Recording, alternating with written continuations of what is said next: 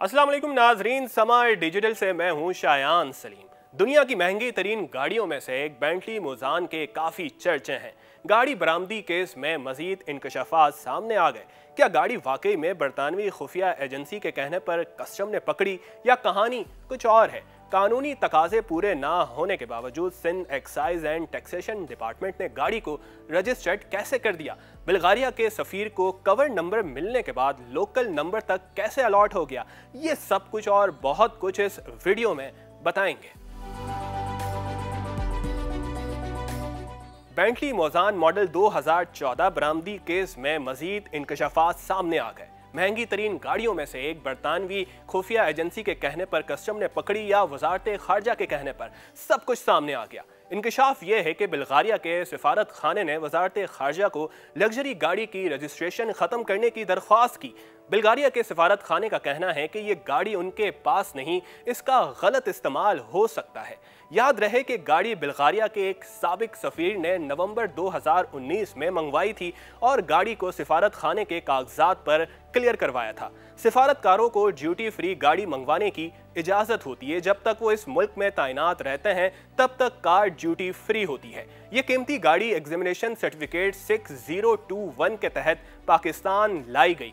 ये भी बता दें कि किसी भी मुल्क का सफ़ीर हो, जो गाड़ी वो मंगवाएगा उसे एक कवर नंबर मिलता है और इस गाड़ी को भी CD0913 नंबर अलॉट हुआ था और सफ़ीर के अलावा कोई और ये गाड़ी नहीं चला सकता। जी हाँ, कोई प्राइवेट पर्सन डिप्लोमेट की गाड़ी नहीं ले सकता। लेकिन ये गाड़ी आगे फरोख्त हुई। अब वजारत खारजा के खत पर आते हैं। वजारत खारजा ने कस्टम को एक खत लिखा है जिसकी कॉपी समा ने हासिल कर ली है। इस खत में वजारत खारजा ने कस्टम को गाड़ी बरामद करने के लिए कार्रवाई करने को कहा। वजारत खारजा ने कहा कि बुल्गारिया के मौजूदा सफीर ने गाड़ी की मिल्कियत से ला ताल्लुकी जाहिर की और कहा कि गाड़ी उनके पास नहीं, इसे डी रजिस्टर्ड किया जाए, यानी रजिस्ट्रेशन खत्म की जाए।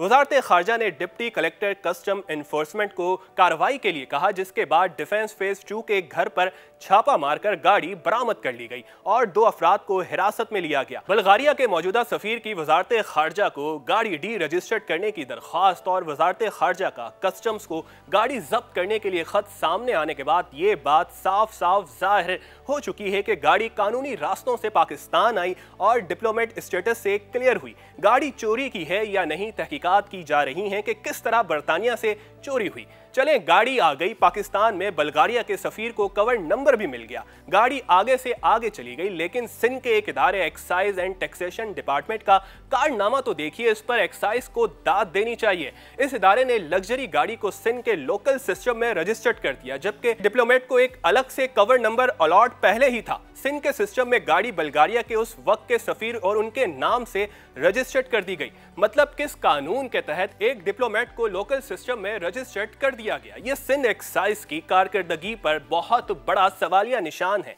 याद रहे, कस्टम ने FIR में सहूलतकारों में एक्साइज को भी रखा है। एक्साइज ने गैर कानूनी तरीके से लग्जरी गाड़ी को BRS 279 नंबर तक जारी कर दिया। एक्साइज के अफसरान की मिली भगत से ये गैर कानूनी तरीके से गाड़ी की रजिस्ट्रेशन मुमकिन हुई। इस वक्त गाड़ी कस्टम के पास है और जिस जमील शफी नामी शहरी के घर से गाड़ी बरामद हुई, वो गाड़ी दस्तावेजात देने में नाकाम रहा। कस्टम ने जमील शफी और नवीद बलवानी को हिरासत में लिया हुआ है। जमील शफी का कहना है कि उन्होंने नवीद बलवानी जो ब्रोकर हैं उनसे गाड़ी खरीदी, जबकि नवीद बलवानी की निशानदही पर कस्टम नवीद यामीन की गिरफ्तारी के लिए मुतहरिक है, जिसने गाड़ी आगे फरोख्त की। ये केस सादा नहीं और अपनी नौयत का अनोखा केस है, जिसमें यूरोपीय मुल्क का साबिक सफीर तक मुलव्विस है।